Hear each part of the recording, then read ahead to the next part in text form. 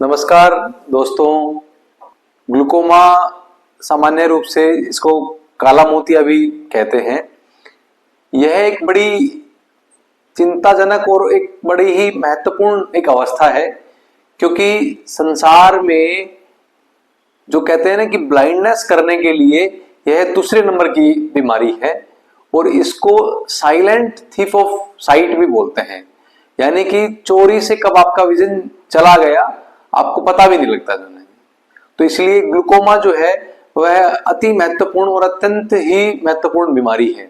क्यों? क्योंकि यह जो बीमारी है ब्लरनेस से लेके साइड विजन कम होने से लेके टोटल ब्लाइंड की अवस्था तक भी पेशेंट को ला सकती है।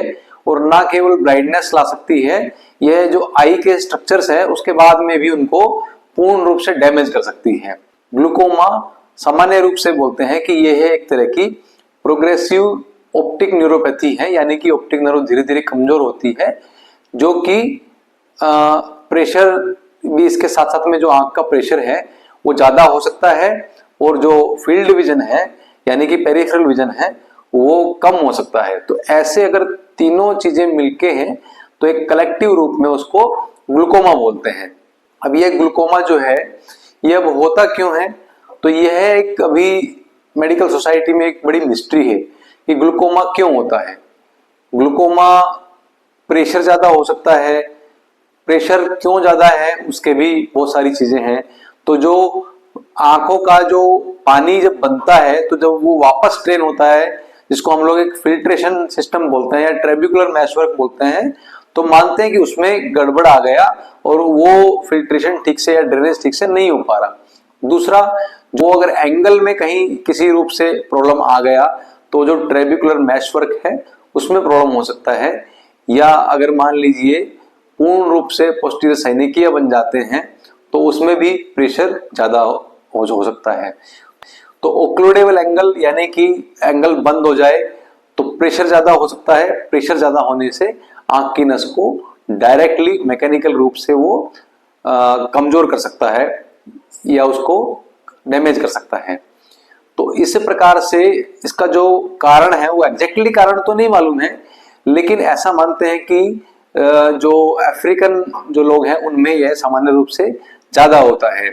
मेल में भी होता है, फीमेल्स में भी होता है, लेकिन सामान्य रूप से 45-50 साल के बाद में फीमेल्स में ज्यादा होने की संभावना रहती है।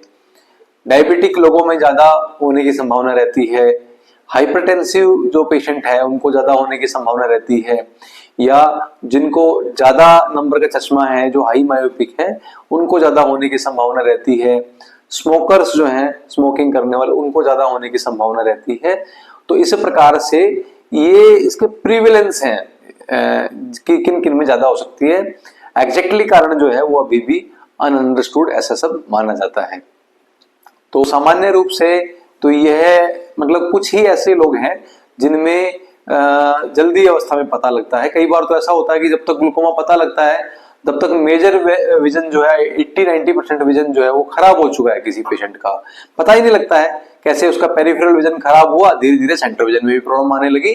डॉक्टर को दिखाया तो बताया कि आपका तो ग्लूकोमा एडवांस हो गया है। या अब किसी पेशेंट को एक्सीडेंटली पता लगा कि मुझे तो आंख चेकअप कराया तो पता लगा ग्लूकोमा है, और फील्ड विजन भी चेक किए तो पता लगा कि उसका फील्ड विजन जो है खराब होने लग रहा है या खराब हो चुका है। पता लगा कि प्रेशर भी ज्यादा है, किसी पेशेंट को एक्सीडेंटली चेकअप कराया तो फिर जांच की ग्लूकोमा की तो पता लगा। धुंधला विजन हो गया, चश्मे का नंबर जो है वो जल्दी जल्दी बदल रहा है तो पता लग सकता है कि किसको क्या ग्लूकोमा तो नहीं है। या इसके अलावा पेशेंट का विजन जो है वो साइड से बहुत कम हो गया है, गाड़ी चलाते समय जैसे ही गाड़ी टर्न किया तो दूसरे गाड़ी के साथ में टक्कर लग गया, या ऐसे आदमी चलते हुए वो एक दूसरी चीज से टकरा जाता है। कभी कभी थोड़ा हेडेक, हल्का हेडेक रूप से, या नोजिया ऐसा मिचली जैसा लगना, जिसमें प्रेशर सडनली, जिसमें एंगल ब्लॉक हो जाता है तो प्रेशर बहुत ज्यादा हो जाता है, तो उसमें पेशेंट को सर दर्द के साथ में वोमिटिंग भी आने की संभावना हो सकती है।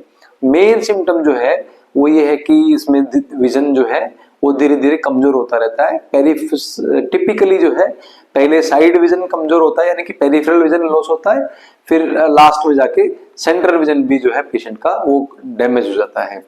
तो अब पेशेंट को पता लग गया कि ग्लूकोमा है, तो उसकी मैनेजमेंट के लिए जो हमारी कन्वेंशनल ट्रीटमेंट है, जो मॉडर्न एलोपैथी जो मेडिसिन है, तो उसमें जो एंटी ग्लूकोमा ड्रॉप्स है या कुछ सर्जरीज है उससे उसको ट्रीटमेंट करते हैं। लेकिन ऐसे पेशेंट भी देखने को मिलते हैं कि जिनको प्रेशर कंट्रोल रहने के साथ साथ में भी ऑप्टिक नर्व डैमेज ही होती जा रही है, या सर्जरी भी कर चुके हैं, ग्लूकोमा का ड्रॉप्स भी दे चुके हैं, प्रेशर तो कंट्रोल अभी उससे हो गया है, लेकिन फिर भी पेशेंट का विजन है या जो ऑप्टिक नर्व है वो खराब ही होती जा रही है।